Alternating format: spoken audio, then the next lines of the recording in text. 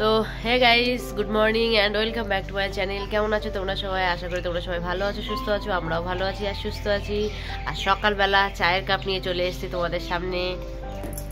তো চলো চাটা খেতে থাকি, তারপরে এসে কথা বলছি আবার কি করি তোমাদের সাথে শেয়ার করব। তোমরা স্কিপ না করে ভিডিওটা দেখতে থাকো, আশা করছি তোমাদের ভালো লাগবে। আর এদিকে সকালবেলা চাটা খাওয়া কমপ্লিট হয়ে গেছে, আর এদিকে আমি চলে এসেছি বিছানা তুলতে। তার কারণ হচ্ছে আমি ঘুম থেকে উঠেই আগে ফ্রেশ হয়ে বিছানাটা তুলি, বাট বাবাই ঘুমাচ্ছিল, ওই জন্য আর বিছানাটা তুলতে পারিনি। বাট বাবাই এখন উঠলো, ওই জন্য আমিও বিছানাটা তুলতে এখন এসেছি। আর বিছানাটা তুলে নিয়ে একেবারে ঘরটাও একটু ঝাড়ু লাগিয়ে নেব। আর মা ওদিকে করছে রান্না, আর আজকে রান্না করছে মা পালং শাক বেগুন আলু দিয়ে একটা ল্যাবড়া বানাচ্ছে, আর সাথে আছে মসুর ডাল, আলু ভাজা, আর আছে ডিম সিদ্ধ। এটা দিয়েই আজকে আমাদের লাঞ্চটা কমপ্লিট হবে। আর এখন শীতের সময় এমনিতেও তো সকালে একটু ঘুম ভাঙতে লেটই হয়ে যায়, আর তারপরেও আজকে একটু লেটে উঠেছি। বাট মানে আমি উঠে গেলে বাবাও উঠে যাবে। আর আজকে বাইরে এত পরিমাণে ঠান্ডা পড়ছে, আর কুয়াশা, রোদ তো এখনো ওঠেইনি। এখন তো অলরেডি 8টা 8:30 বাজে, রোদটার তো কোনো বালাই নেই। আর এত পরিমাণে ঠান্ডা, আর হাওয়াও চলছে ভীষণ। কিন্তু আমি ও বাড়িতে ছিলাম না, ও বাড়িতে কিন্তু এত ঠান্ডা না। ও বাড়িতে মানে জানলা দরজা বন্ধ করে দিলেই তাহলেও আর অতটা ঠান্ডা লাগে না, কিন্তু এখানে এসে দেখছি ভীষণ পরিমাণে ঠান্ডা। আর সকালের কাজগুলো যদি সকালেই গোছানো হয়ে যায় তাহলে কিন্তু খুব ভালোই হয় বলো, মানে নিজে থেকেও একটু ফ্রি হয়ে যায়। আর এই জন্য আমি সকালে উঠে আগে আমার বেডটাকে ক্লিন করি। বেডটাকে ক্লিন করলে আমি যেন ফ্রি হয়ে যাই, আর সব থেকে কি আমার মুডটা ফ্রেশ হয়ে যায় এই জন্য।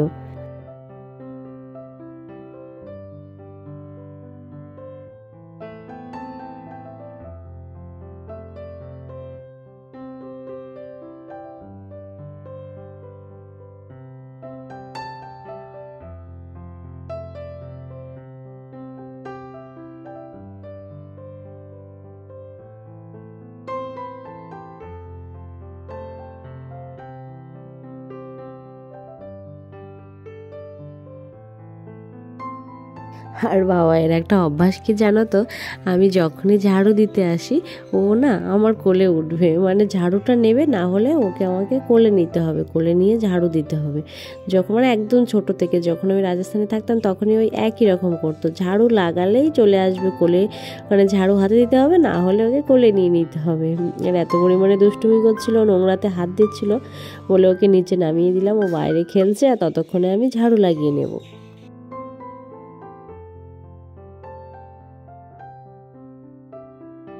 আর এদিকে আমি সকালবেলা ঝাড়ু লাগাতে লাগাতেই মা তো ওদিকে রান্না করছিল, এদিকে চলে এসেছিলো আমাদের ঘোষ। কারণ আমাদের কিন্তু গরু আছে, আর একটা গরু আছে, আমাদের একটাই গরু, আর গরুর একটা ছোট্ট বাচ্চা আছে।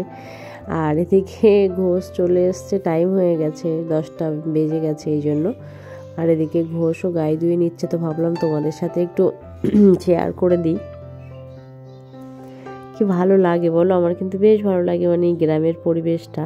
শহর তো শহরের মতো, বাট গ্রামের পরিবেশটা কিন্তু খুব ভালো লাগে, একদম নিরিবিলি পরিবেশ। আর এবার আমাদের মানে গরুর বাচ্চা হওয়ার পরে তারপরে মা, যখন আমি রাজস্থানে ছিলাম, মা বলতো যে তুই বাড়িতে আয়, বাড়িতে আসলে তারপরে দেখি দুধ যদি অতদিন দুধ দেয় তাহলে তুই খেতে পারবি, আয় তাড়াতাড়ি একটু। কারণ আমাদের গরুর প্রথম বাচ্চা হয়েছে, যে একটু দুধ খাওয়াবে, মার অনেক দিনের ইচ্ছা। কিন্তু দুধ একদম কমে গেছিলো, কিন্তু আমরা বাড়িতে আসার পরে না, মানে অনেক দিনই হয়েছে বাচ্চা অলরেডি, আবার গাই প্রেগনেন্ট, এই জন্য দুধ আর সেভাবে হয় না। কিন্তু তবু না আগে 500 করে দুধ হতো, কিন্তু এখন বাড়িতে আমরা আসার পরে মিনিমাম 1.5 কিলো করে দুধ হচ্ছে। তো মা কী করে 500 করে দুধ দিয়ে দেয়, আর আমরা থাকলে 1 কিলো করে দুধ নিয়ে নেয়, যে বাবাও খাবে আমিও খাবো, আর সাথে চায়ও বানাতে হয়, এর জন্য 1 কিলো করে নিয়ে রাখে। চলে ওই জুতো পরে তুমি হাঁটতে পারো বাবা? এই যে আমি চলে গেলাম, ওদিকে কিন্তু শিয়াল আছে, চলে গেল সবাই, যাও। এবার ওই যে শিয়াল আসছে তো, থাকো তুমি থাকো, আমি চলে গেলাম, টাটা টাটা টাটা। আর এদিকে দেখো কাজগুলো আমার করা কমপ্লিট হয়ে গেছে, আর দুপুরবেলায় চলে এসেছিল মাসি। যে আমার মাসিকে একটু দেখিয়ে দিলাম, মাসি এসছে আর মেসোমশাই এসছে। আর এদিকে মা দাঁড়িয়ে আছে, আর মাসিরা এবার চলে যাবে। তার কারণ হচ্ছে আমাদের এই বাড়ির এখান থেকেই এই স্কুটিতে যেতে 10 মিনিট লাগে। মানে দিদি বাড়ি আছে, মানে মাসির মেয়ের বাড়ি, যে মাসি এখন ওখানে যাবে, দেন আবার হয়তো কালকে আসবে, এই জন্য এখন চলে যাচ্ছে। আর মাসিরা একদম দুপুরেই এসছিল, আর তারপরে ওই জন্য আমি আর ভিডিওটা কন্টিনিউ করতে পারিনি। আর এদিকে বোন চলে গেল দিয়ে আসতে। আর বাবা এখন এত দুষ্ট হয়েছে, বাড়ি থেকে কেউ বেরোলে হয়, কাউকে বেরোতে দেবে না, ওকে নিয়ে যেতে হবে। যখনই গাড়ি বের করেছে ও শুরু করে দিয়েছে। দেখো আজ মাসি এসেছিল, তোমাদেরকে দেখাচ্ছিলাম। আর মাসিরা চাষবাস করে, মানে জমিতে সব ফসল চাষ করে। আমাদের তো সব চাষবাস কিছু নেই, কিন্তু মাসিরা দেখো কত কিছু নিয়ে এসছে, সব নিজেদের জমির থেকেই নিয়ে এসছে। এদিকে বেগুন এনেছে, মূলো, এদিকে গাজর, বাঁধাকপি এনেছে একটা, এদিকে দেখো কতগুলো বিট এনেছে, আর এনেছে পেঁয়াজের কালি। আর পেঁয়াজের কলি কিন্তু আমার ভীষণ খেতে ভালো লাগে। আর এর মধ্যে সব থেকে বলতে পারো এই যে দেখছো না মিটুলি, মিটুলি তো আমার ভীষণ ভালো লাগে, মানে আমার ভীষণ পছন্দের একটা খাবার। দেখো একদম মানে গাছের থেকে তাজা তুলে নিয়ে এসছে, কি সুন্দর। দেখো কারা কারা খেতে মিটুলি খেতে ভালোবাসো আমার মতো একটু প্লিজ কমেন্ট করো। আর দেখো এদিকে এটা কি নিয়ে এসছে,